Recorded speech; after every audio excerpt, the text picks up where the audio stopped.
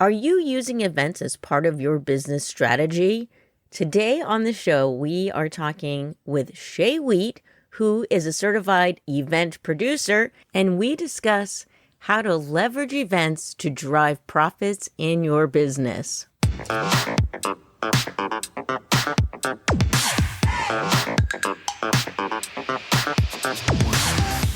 Hey there, this is Heather Zeitzwolf, and you are listening to Get Radical with Your Business. I love today's topic. It is all around events. I love planning events. They're so much fun. I love having a party. Well, we can have a party in our business by having events on a regular basis.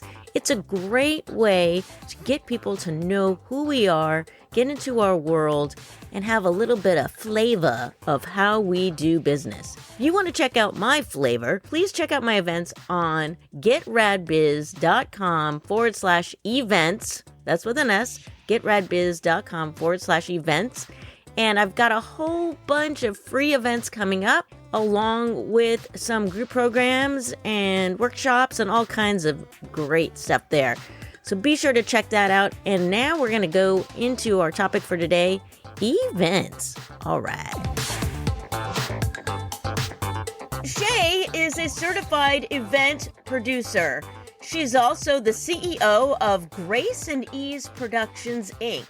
And through her company, she helps her clients create powerful and profitable events. Shay, welcome to the podcast. Oh, I'm so excited to be here. I can tell we're going to have so much fun.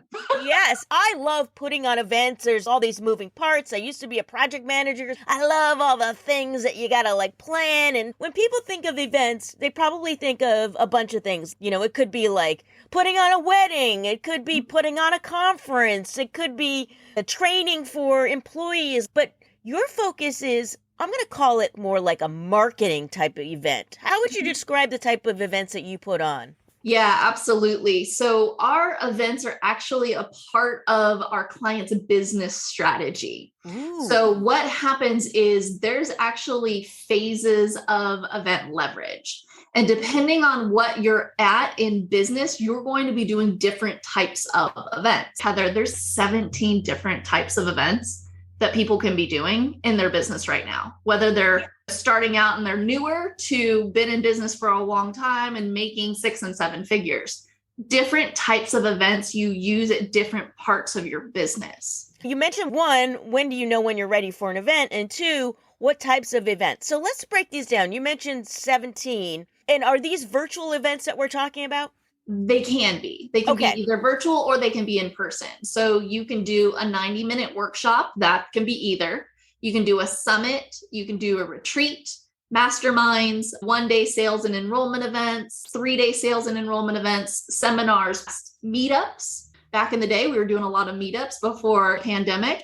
You may not realize this, but Facebook Lives, Instagram Lives are also events. You've got your conferences, your challenges, hackathons, conventions, trade shows. I'm sure there's probably more that your audience has experienced. Those are the ones that are top of mind for me, for a lot of my 6 and 7 figure clients that are utilizing events as a part of their business strategy. When business owners are starting out, maybe their list isn't as big, they're going to probably leverage things like Instagram Lives or Facebook Lives. If they really want to do it correctly, it seems like they have to treat it as an event. They need to have strategies behind it. Yeah, let's start with your Facebook Lives, your Instagrams. These are all free platforms.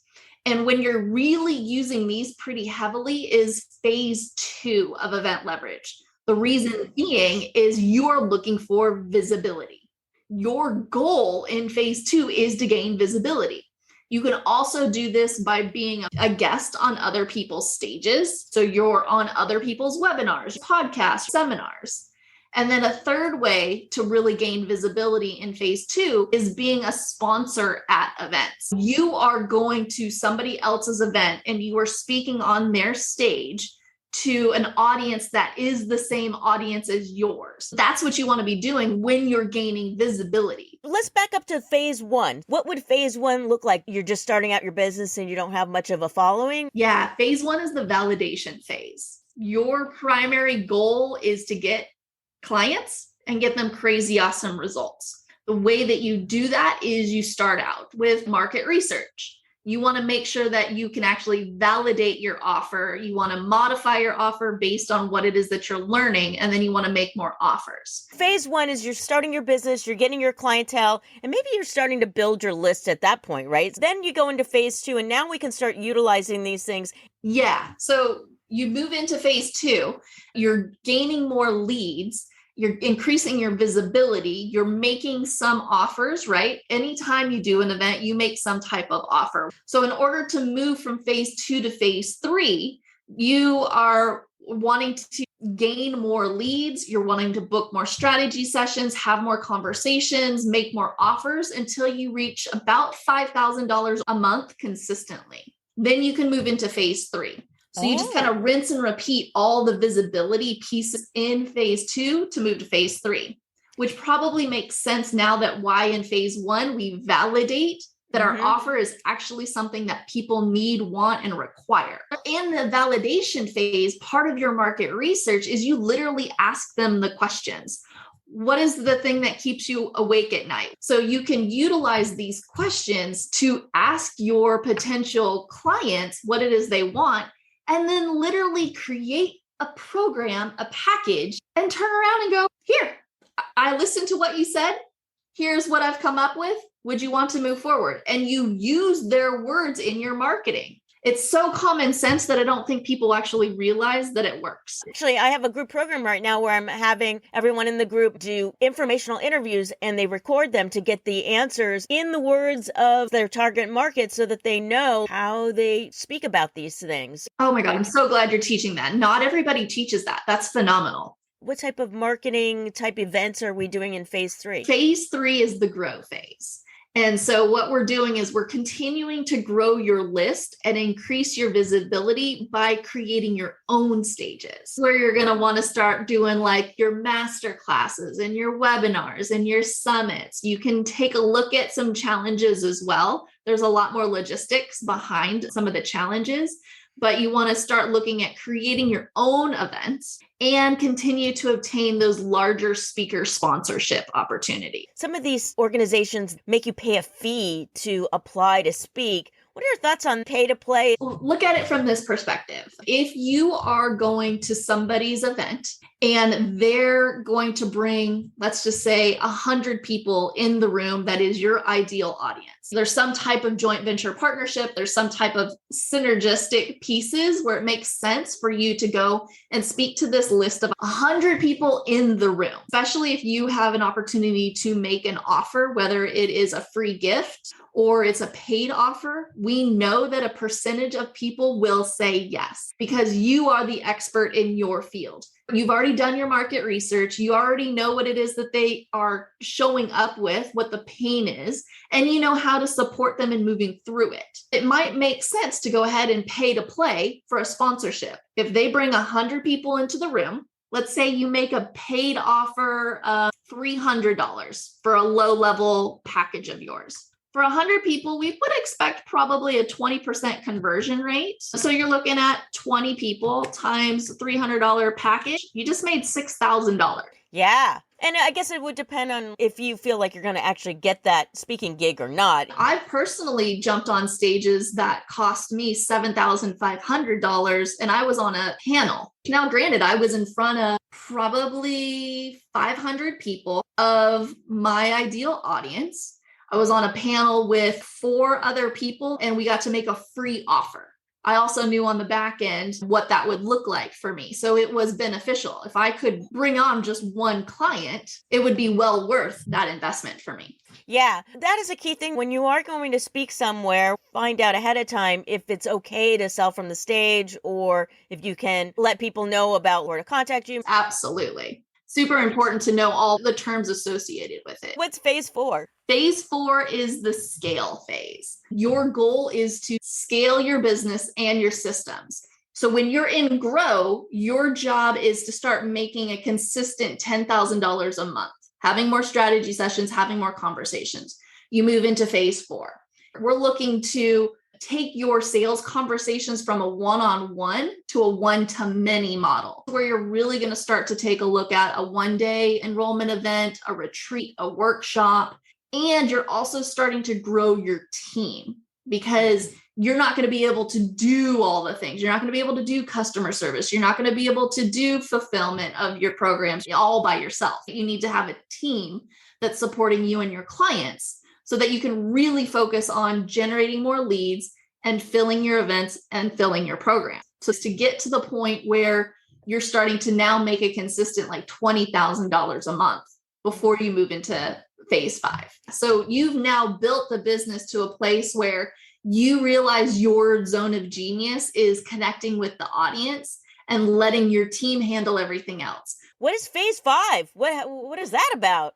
Phase 5 is really where you are absolutely staying in your zone of genius, and you need to just continue to grow your client base. You really accomplish this by delegating to your team and establishing systems and leveraging things for your time. Phase 4 and phase 5 is where you're really looking at 3-day sales and enrollment events, those marketing events where it allows you to go from one-on-one conversations to one-to-many. This is where our clients are making, with 50 people in the room, they're making 6 figures. And with a couple of hundred people in the room, they're making $2 million.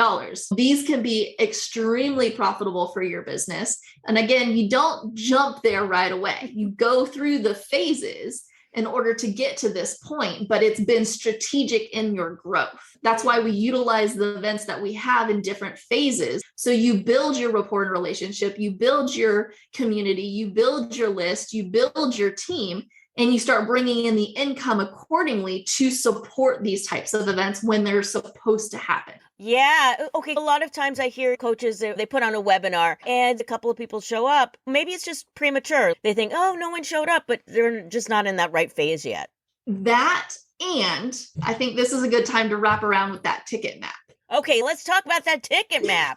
Okay. One of the great things I love working with our clients on is actually, how the heck are we going to fill the room? Now, we don't just go, okay, great, I'm going to have 50 people in the room. Okay, tell me more. How are we having 50 people in the room?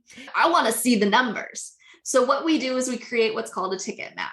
And so if your audience were to grab a piece of paper, and let's just say our goal is 50 people, you're going to go ahead and draw a box, and you're going to have about 5 different columns. The first column is going to be the opportunity or the ticket source. The ticket source is all the ways that you plan on interacting with your audience and giving them an opportunity to purchase an event ticket from you.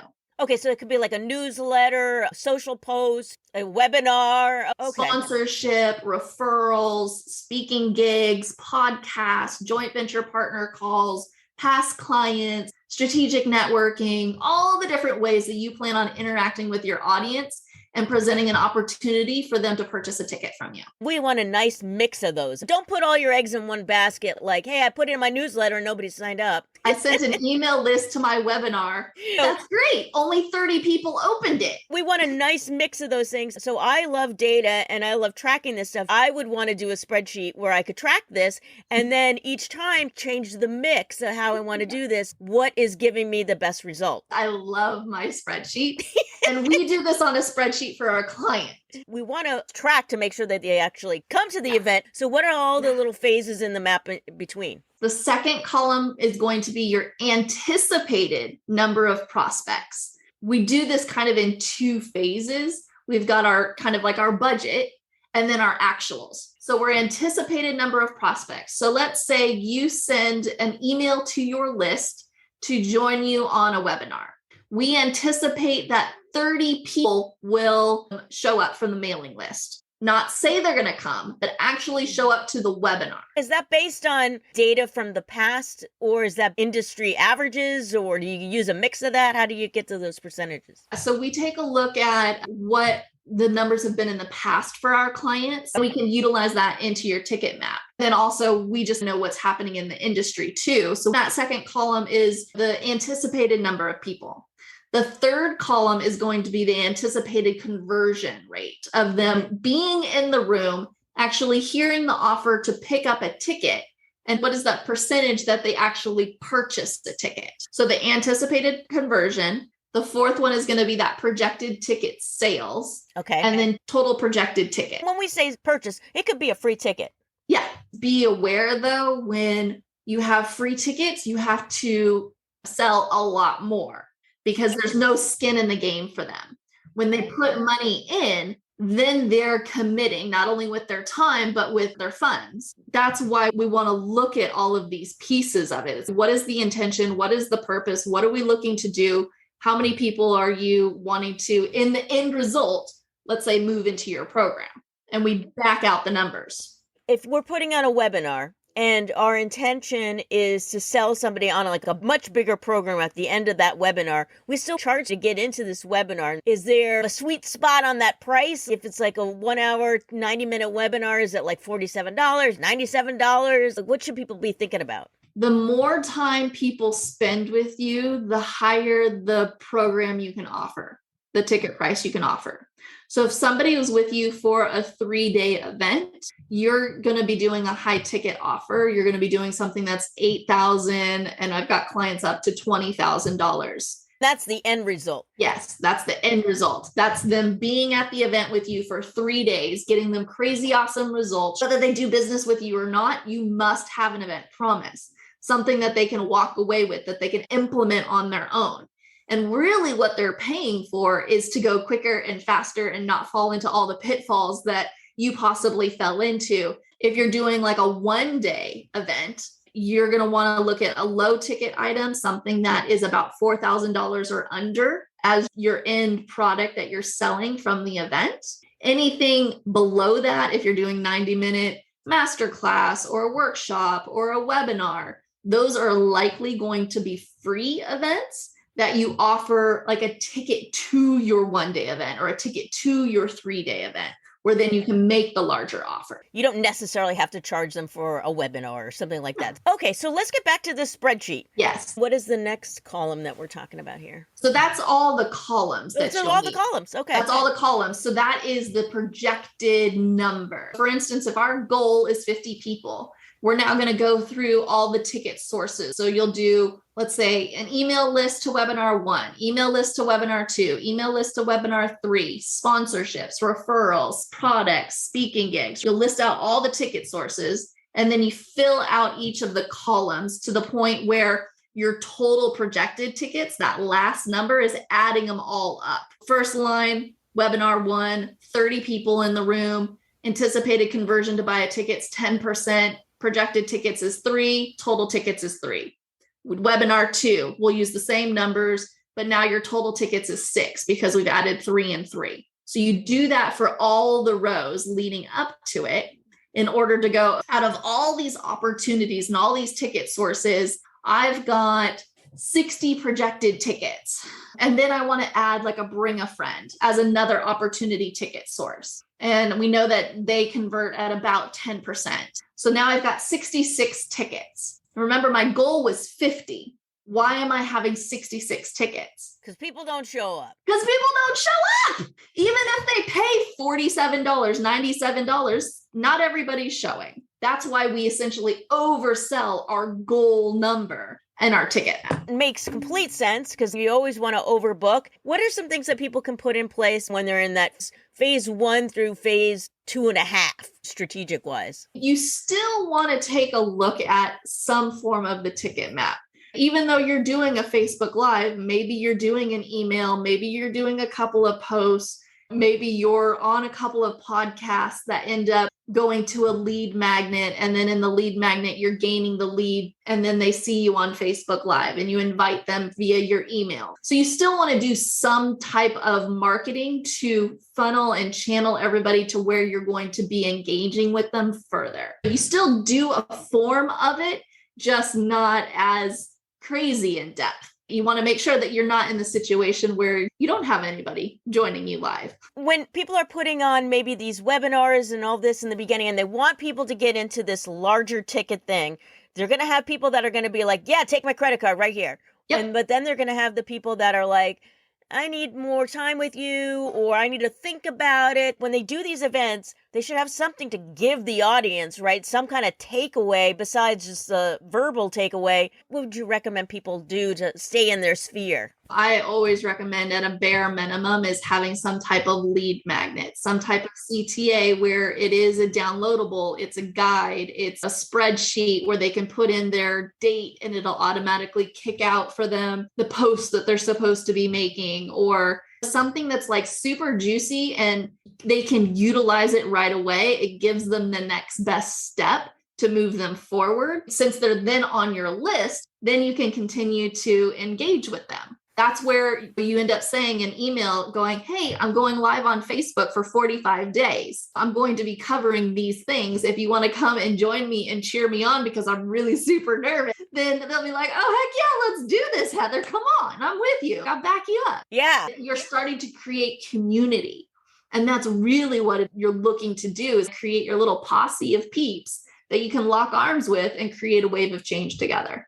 Yeah, and when you have these events, it seems like the ones that are the most impactful have a lot of community around it. Like maybe they might have a supporting Facebook page or like a follow-up call with people. What are some ways that people can infuse some community or get people more jazzed about what you're selling? Is there like different things that you can give them? Love the Facebook group. We use the Facebook group for a number of different things for all of the like the 1-day events, the 3-day events that we tend up doing, the workshops, the retreats, those types of things. But we also will use a Facebook group for when we're doing our masterclasses and our webinars, just to start creating the community in one place. One, that's one location that you can go ahead and market that your Facebook Live is coming up or your masterclass is coming up.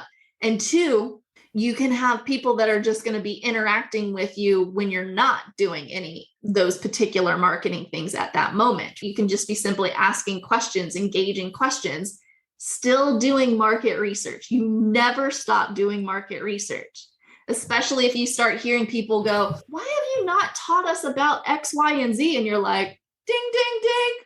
I'm now adding that to my program. We love the Facebook groups. We use Facebook groups for our events. And if you have team members, you can introduce your team members in it and they start to know behind the scenes, behind the curtain, what actually happens in your life and in your business. Because most likely your audience, you're just a few steps ahead of them and they want to get to where you are. Just showing them a peek of what life can be like if you continue to join you and working with you and support moving in the direction that they want to head in. So we love those Facebook groups. That's such a great option. People are on Facebook, which makes it easier to access them and get them to join. This is all very cool. So let's talk about how people can work with you, because when it comes to these virtual events, you see people doing them all the time. And some of them are like, they have a real wow factor. Like you're just like, oh my God, because they have the help of you, Shay, because you will bring that sizzle to it that maybe the average Joe doesn't know how to do. So tell us how people can work with you and what are the services that you provide?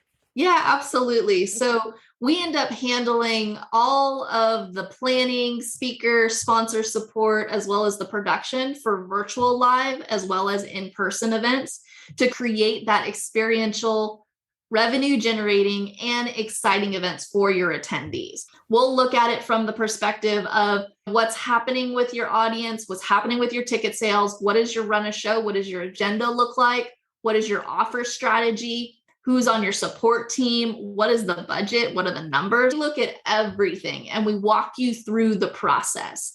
So really your job is to show up, find the people, get them crazy, awesome results. And we work with your team to make everything behind the scenes work pretty seamlessly and done with as much grace and ease as possible.